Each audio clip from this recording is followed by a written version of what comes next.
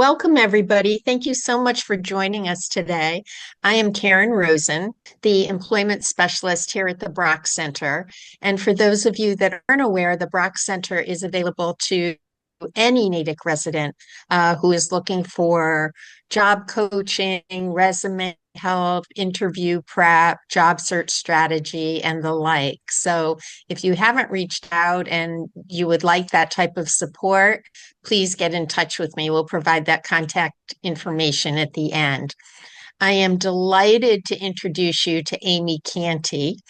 Amy is a seasoned professional who has over 20 years of experience in the staffing industry, particularly with specialization in training, coaching, mentorship, and leadership development. She has a diverse range of clients and provides expert guidance on career coaching, job market navigation, interview strategies, and networking. Passionate about giving back, she also volunteers with us here at the Brock and offers career counseling and support to our local residents, primarily during our walk-in hours. So, as Amy mentioned, we've got a lot to go over this morning or this noontime.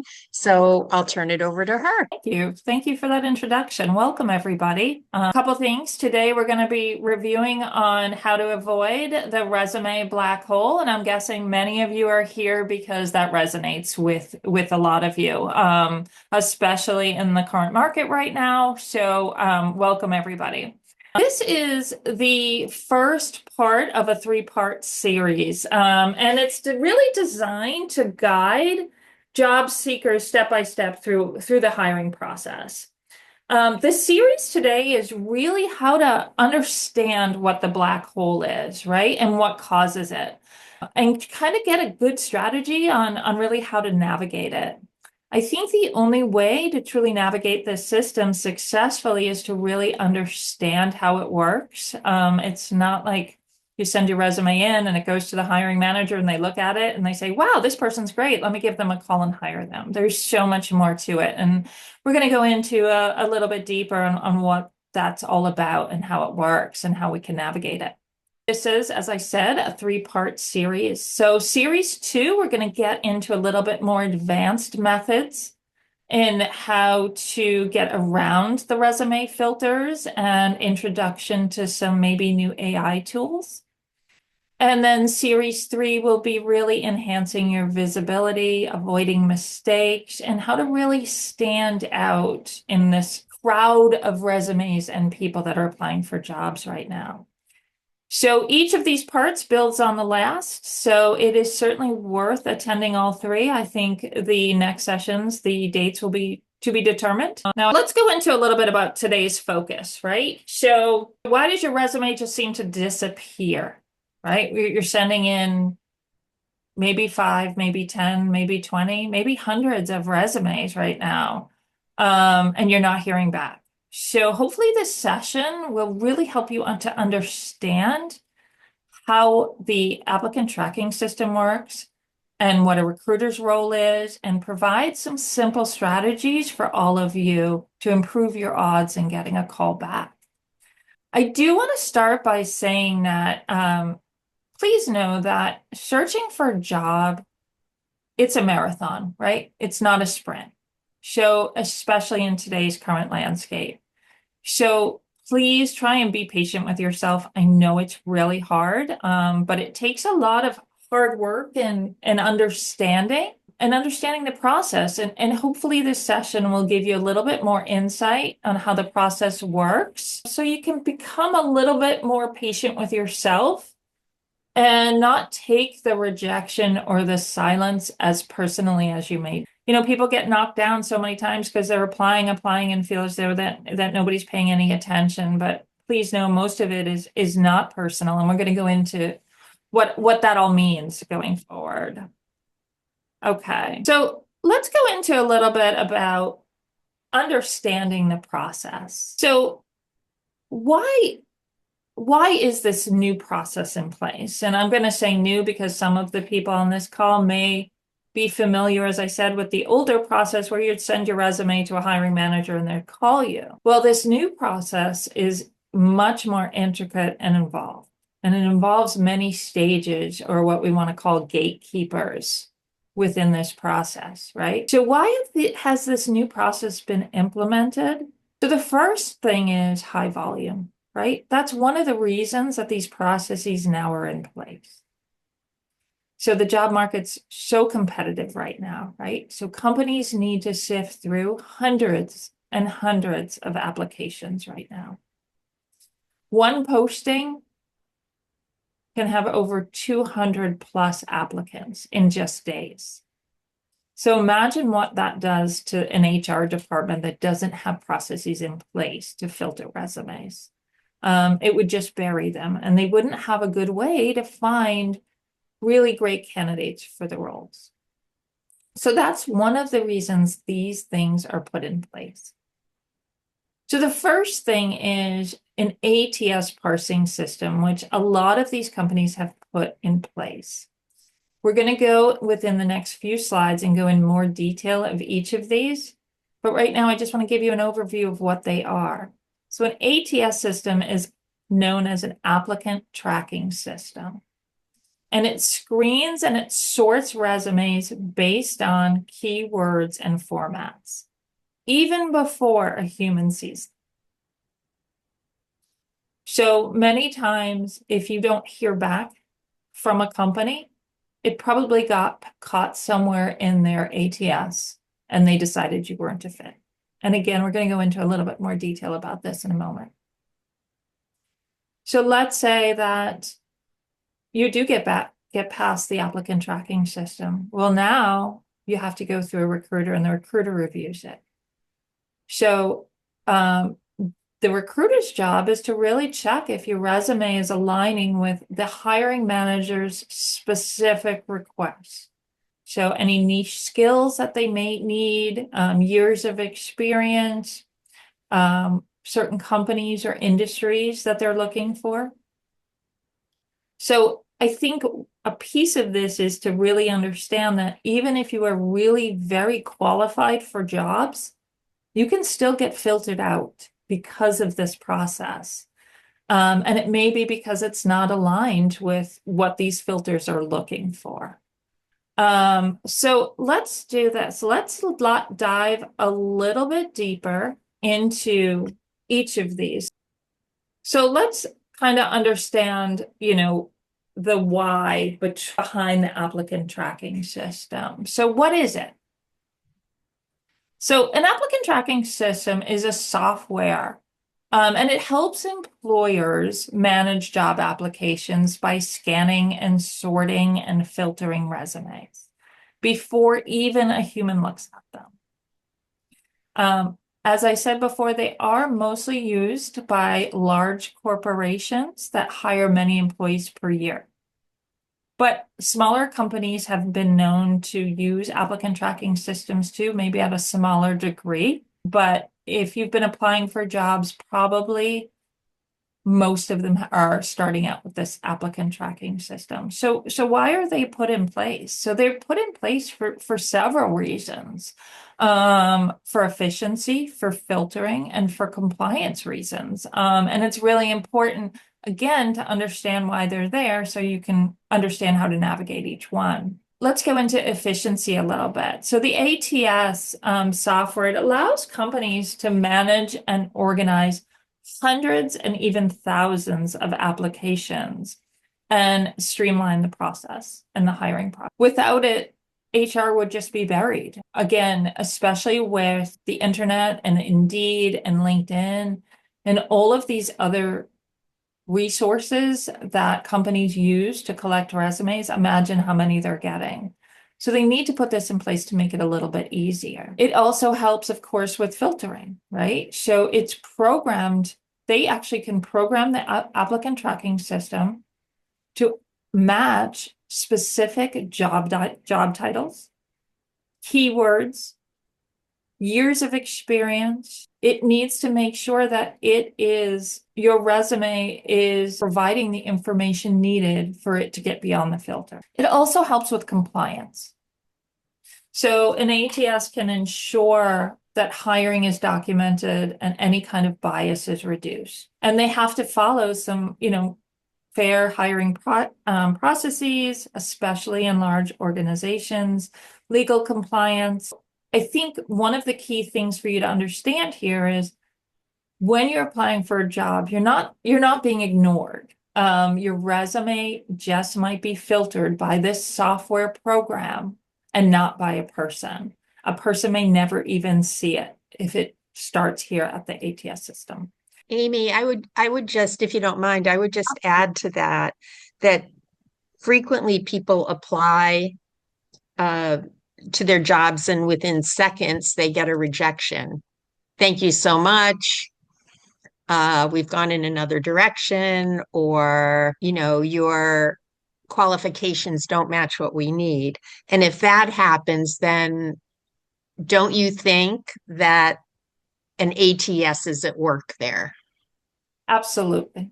Absolutely, it's at work. And a lot of times when you send your resume in, you'll automatically get a response. We've received it and we're reviewing it, right? That's kind of the auto response that comes back.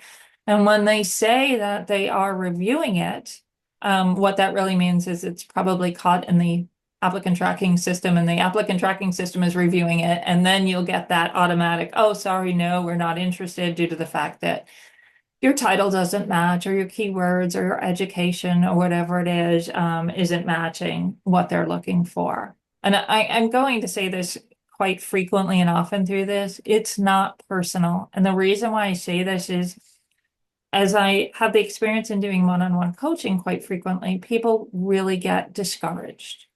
And what didn't I do right? And what didn't I have? And et cetera, et cetera. And it really isn't personal. It's just that your resume is not matching what they want, or they hired somebody they knew, which we'll go into a little bit more about networking and the importance of networking. We made it through the applicant tracking system, and you're thinking to yourself, fantastic, this is great. I made it. I have an interview. Usually nowadays, the interview is not a hiring manager or HR. It's usually the on-site recruiter. So who is an on-site recruiter, and what are they looking for? It's really, really important for everybody to understand who these recruiters are and what their background is and what their job is. A lot of times, and I'm making a bit of a broad assessment here, so please don't, take this to heart because it's not always, but a lot of times on-site recruiters are usually fairly inexperienced, and they're just given clear guidelines from senior managers with a wish list of requirements. How it works is they go and they sit with the manager, and the manager says, this is what I'm looking for. And this is what we used to call the kitchen sink, right? They want everything but the kitchen sink in their resume. And what they say to these recruiters is, don't show me anybody that does not have these specific skill sets, this many years of experience, this title, this education, etc. The recruiters are very cognizant of what they're looking at. And a lot of times they really aren't educated enough either to understand what words might be parallel to what they're looking for and not interview you. So it's really important to understand who this recruiter is, what their role is, and to really understand what they're trying to do in their jobs. So they look at skill sets, they look at experience, they look at education, and these are all really important things to make sure that your resume is matching the job description. So they also look for some core competencies that are listed within the job ad. So if, for example, a job says Salesforce or regulatory submissions or something like that, they're literally scanning resumes for those exact words. So keep that in mind. And again, as we go a little bit further in this, we're going to talk about different tactics to make sure that your resume doesn't necessarily get filtered by the recruiter, but you actually get a call from them. Your experience too, years of experience matters. So make sure your dates are correct. They check job history. Make sure you have education on your resume. A lot of times companies want people who come from certain colleges or certain areas or have certain degrees or certifications. Need to make sure all of that stuff is on there as well. They should be clearly visible and easy to read as well. So let's go into a little bit, and this is really where kind of the meat of this conversation is going, right? Because what are some strategies we can do to break through these gateways and to avoid this black hole and get some feedback? But let's talk about some ways to overcome this process, because the process can be quite long and lengthy. I think the average for somebody hiring now to hire someone from start to finish is about 3 months. So you need to keep staying consistent with your job search. And again, as I said, job searching is not a sprint, it's a marathon, right?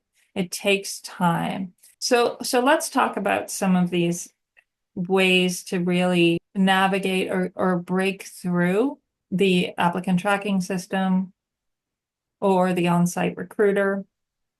The other thing I do want to mention too is if you do end up with an interview with an on-site recruiter, unfortunately, a lot of people do not give enough importance to that discussion because sometimes they are not as qualified or don't understand the job description or the job as well as you might understand it because you are the professional in that position.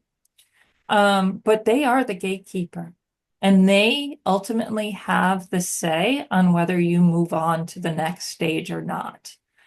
And what a lot of recruiters have found is that due to the length of the job search, by the time a lot of candidates get to the recruiter and talk to the recruiter, they're a bit aggravated. They don't have a lot of patience for the questions that are asked. I would say a good tip would be to be as friendly, understanding, and patient with an on-site recruiter as possible. If you aren't friendly with the recruiter, they're not going to pass you along. So I'm going to tell you that right off the bat. So that's some good practice for you to really hone in on your skills of communication and interviewing is start with the on-site recruiter. The other thing I do want to say about an on-site recruiter is sometimes they are not employees of the company. They could be a managed service provider, which is known as an MSP, and they will be hired by a recruiting firm to sit there and go through and sift through the resumes for the organization.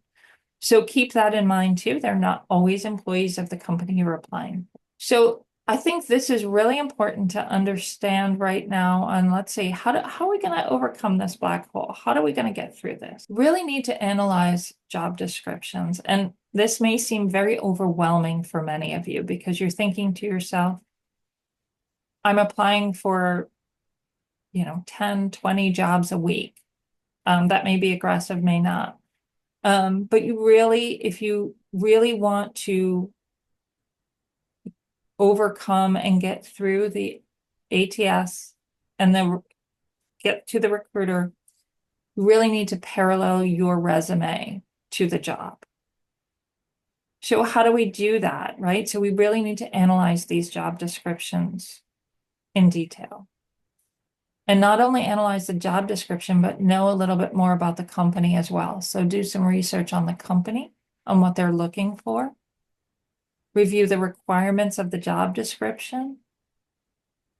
Identify the key skills and keywords and make sure they align within your resume. One of the other things you can do too is, which I would encourage you to do, is go on LinkedIn and look for employees who have worked for the company in the past or currently work for the company and look at their job descriptions.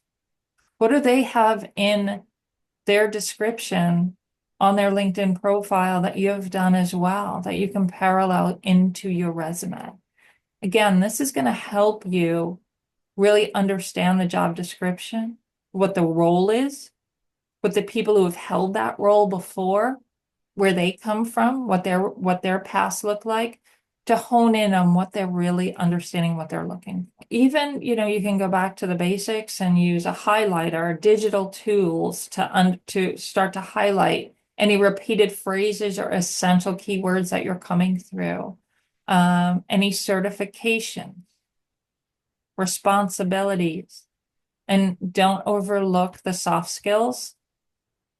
Team player, part of a team, managing, mentoring, understanding, kind of soft skills that are part of that description. Make sure you add that in as well. So then we come to the point of, let's tailor your resume, right? So we have the job description, we've analyzed the job description, we've gone through it on LinkedIn, we've looked at the company, we've researched the company, we've looked at people that used to work at that company and where they've come from. So now we have our resume in front of us, and now we want to customize our resume to make sure that it doesn't get kicked out through the applicant tracking. And this is really important to do in tailoring your resume. Now, there's this fine line of putting in too many buzzwords into your resume and putting buzzwords that really matter. Now, the word buzzword, you've probably all heard it before. And back 100 years ago, people were probably like, oh, I have too many buzzwords on my resume or whatnot. But you want to make sure that's what the ATS is looking for. It's looking for these buzzwords to make sure that your resume is not being cut out of the process because you're missing one of those buzzwords. It isn't, one size fits all resume. I would encourage you that if you are applying for different kinds of jobs, maybe you have multiple resumes. You have a resume for project management, you have a resume for development, you have a resume for, a scientist, you have a resume for a vice president, depending on what the role you want. So make sure that your titles align with what the job is looking for. I would just say that you do not need to have, if you've gone through the job description and you've highlighted and identified what those keywords are, that you feel what the keywords are, you don't need to have 100% in your resume. I don't know, Amy, I think that if folks can shoot for around 70, 75%, that works. That is a really good point. So one of the things too, which is interesting that you said, so as I do one-on-one counseling, remember, what I do find is a lot of people will look at job descriptions and say, oh, I'm not qualified, or I'm not sure about that, or I'm not going to apply for that because I don't know if they'll hire me, or whatever the case may be. Because you apply for a job does not mean you're committing to that job, right? You can apply for, if you're missing some of those skills or some of those requirements, but you like the job and you like the company, apply anyway. It does not hurt to apply. And that being said, I'm going to go off track a little bit, but even an interview is not committing to the job. I've had many people during my years to say, oh, you know what, I got an interview for that job, but I'm really not interested, so I'm not going to interview for it. Well, why not? You never know what it could turn into. Interview for any job, and again, it's not a commitment. It's never a commitment until you sign that paperwork and you accept that job. So apply for anything and everything that you're even closely interested in. Now, of course, going back to what this training is all about, if you are missing specific skill sets that are required, the applicant tracking system or the recruiter may not push you on to the next level. But you never know. You may have a skill that they'd be looking for that they're not even sure that they didn't even know they needed or existed. So I would encourage you to apply for jobs even if you do not have all of the skill sets. So keep applying. It's just that you have a Yeah. One other point was that, so if you don't have all the skills, if you can demonstrate in a cover letter or in your summary the interest that you have in the company, employers will be impressed with that. Yep. as long as it feels genuine. And I'm actually, with this conversation, I'm surprised this question didn't come up, but I am gonna just say, people will say, well, what do you think about a cover letter? Right? Do I do a cover letter? Do I not do a cover letter? I do want to say that applying for jobs, you could talk to 5 different career coaches. You could have 5 different people do your resume. There is no exact science to any of this. So, for example, you could send me your resume and say, oh, could you redo my resume? I could do it a certain way. You talk to somebody else who is a resume writer and they would do it a different way. Some hiring manager would like this format, another hiring manager would like this format. So it really is, there's a lot of trial and error through this, which I know makes it a little bit more complicated, but I kind of relate it, and some of you may understand this, and some of you who are too young may not, but I equate it to raising a child, right? There's so many different ways to do it, but ultimately, on the whole, there are some best practices on how to apply for a job and how to get a job, but there's no exact science to this, so you really need to keep trying different things, and it's really important to switch your resume around, change your titles a little bit. Whatever the case may be, there's going to be a lot of trial and error on it. Let's go into, so now we tailor our resume, and just because your resume is tailored a certain way, or you have several different versions of it, it also doesn't necessarily mean it's going to be friendly for the applicant tracking system, which is a whole nother piece, right? So people love colors and their picture on it, or special fonts, or making it pretty, especially people maybe who's a graphic designer or marketing person. They really like to show off some of their skill sets on their resume. Unfortunately, applicant tracking systems don't have that that piece of understanding creativity necessarily. So really, we would encourage you to use a very clean, simple format. Don't put graphs on there. A lot of tables. If you're someone who created your resume in a table, that can really get kind of convoluted within their system. Keep your fonts simple. I always like Arial or Times New Roman. Make it simple and easy for the system to parse the data. Also, stick to standard headings, right? Experience, education, skills. I do also encourage, and this is interesting because, again, I've gone back and forth with this in the several years, but I do think a small objective on the top could be helpful sometimes, depending. And the objective should be changed based on what that job is, because sometimes you may have an objective that doesn't align with the position they're hiring for. So I would encourage putting an objective on the top too, or a small summary of what your expertise is. This is probably a little bit off topic, but since we're talking a little bit about resumes, I'm just wondering, what guidelines do you use? So I know that we have some folks joining us today who have years of experience. And I'm just wondering, what do you do with the work that is maybe 10 or more years back? Should it be included? Should dates be included? I have my own bias, but I'm curious about yours. So interesting, Karen. So this goes back to, right, there's no right or wrong way to do it. It's what's going to work, and it's a trial and error kind of thing. There is certainly age discrimination out there right now, without a doubt. I do want to say, number one, what I have heard a lot from the younger generation is, oh, I've been told my resume should only be 1 page. Number one, that's false. That has never been anything. Do not try and squeeze stuff on 1 page. There's no reason to do that.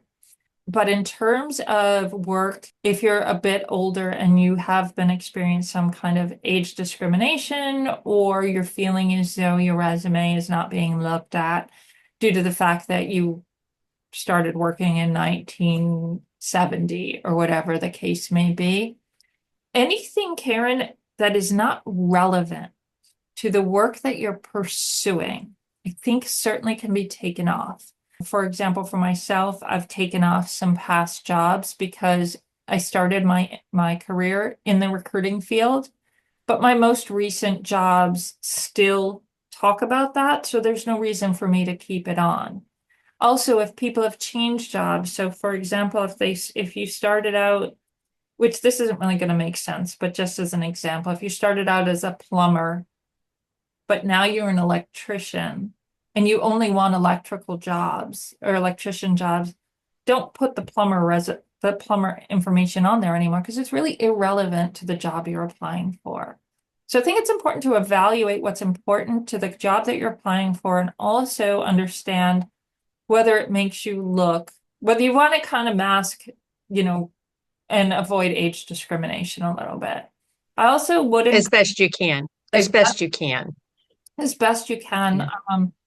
Like I've taken off, my college graduation date off my resume. Again, it's just to try and get past these gatekeepers, right? This applicant tracking system and the on-site recruiter. Your whole intent, 1000% when applying for a job is to get an interview. That's what you want to do. You want to get an interview. That's your job. So if you say, what's the whole purpose? And I want to get an interview because that is where you're going to shine. That's where you're going to be able to explain everything. All of these other things, which is quite unfortunate that your resume is being passed on just due to that piece of paper. So I think it's really important to understand that it's not people don't want to hire you. It's not that they don't like you. It's not that you may or may not have the skill set. It's all based on that piece of paper that you're sending in.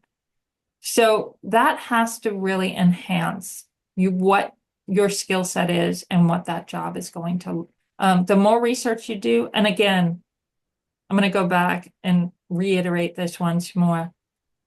Do your research on LinkedIn for past employees. It really will give you some insight as to the type of people they hire, the type of jobs they're doing, the type of work they're doing, the type of skills they look for.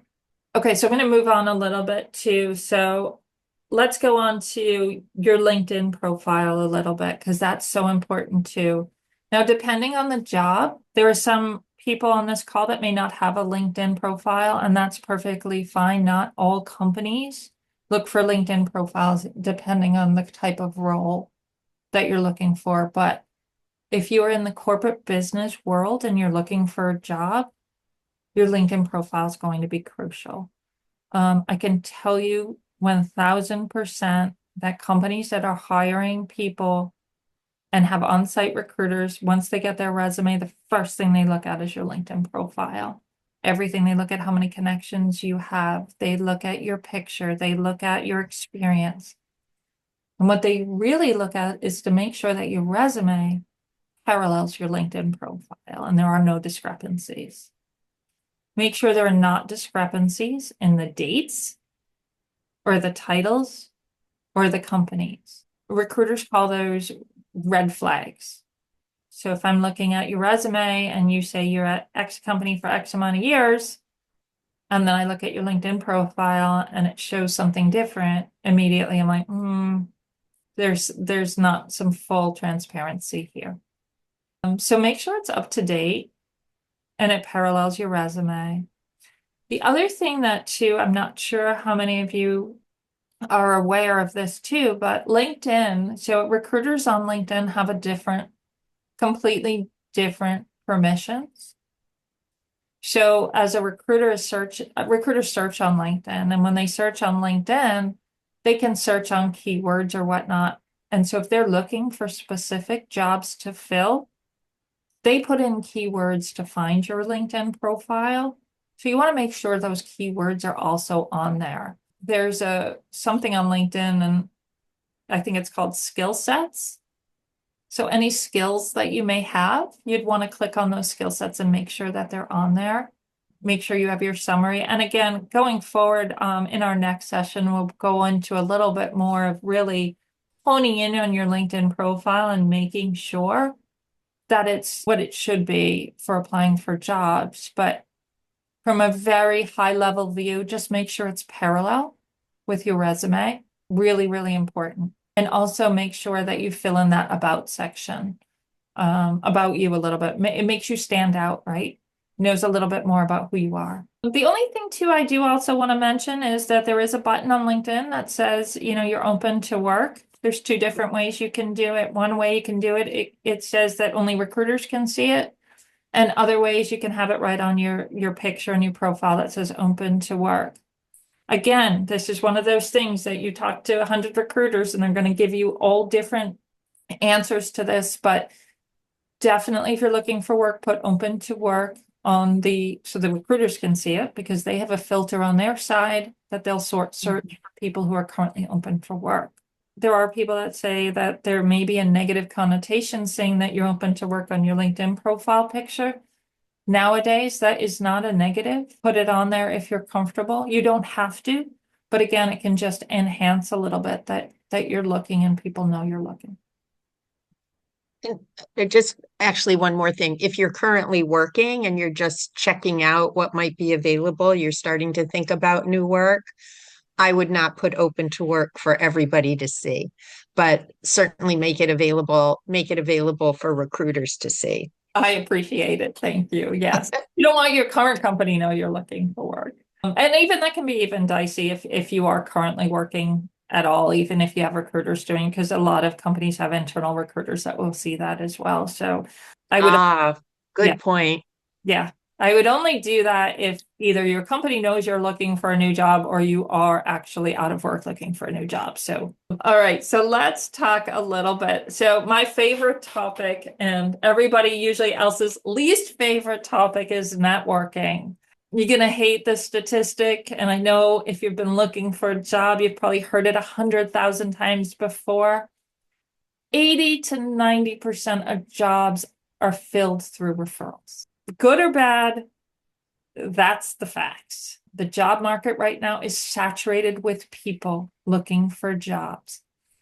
And let's say that you do make it through the applicant tracking system, and then you make it through the on-site recruiter, and then you get with the hiring manager, and you're interviewing with the hiring manager, and you're on your third interview, and you're not the only candidate, and you don't get the job.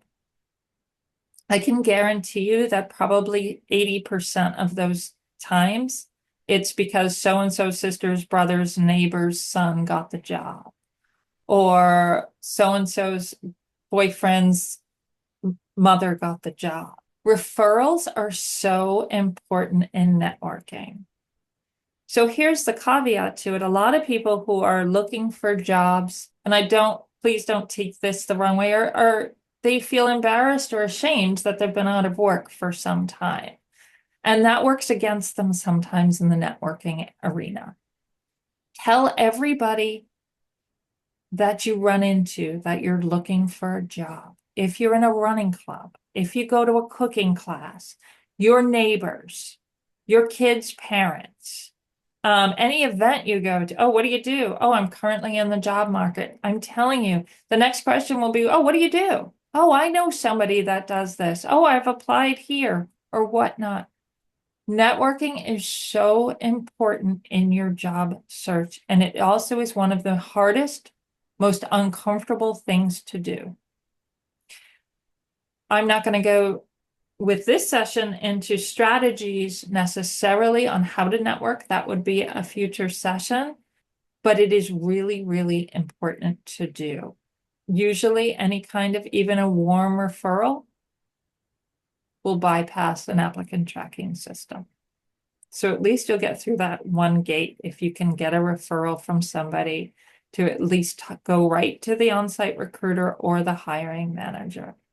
What I would say is if you're not good at networking, make yourself a little goal and say every week, I am going to connect with 5 people this week and let them know that I'm looking for a job that I haven't, or you're going to connect to 5 people on LinkedIn that you haven't connected to that you know. Or you can always add, there's alumni groups on LinkedIn.